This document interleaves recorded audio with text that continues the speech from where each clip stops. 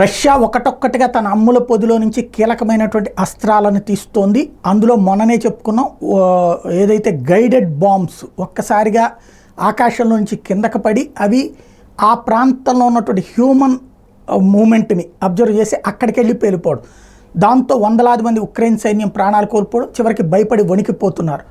ఇప్పుడు తాజాగా మరొక రకమైనటువంటి వెపన్ని తీసింది. ఇది KH-69. Russia has launched a long range cruise missile known as KH-69 to target Ukraine amid war. The KH-69 missile are part of Russia's bid to break Ukraine's air defense capabilities.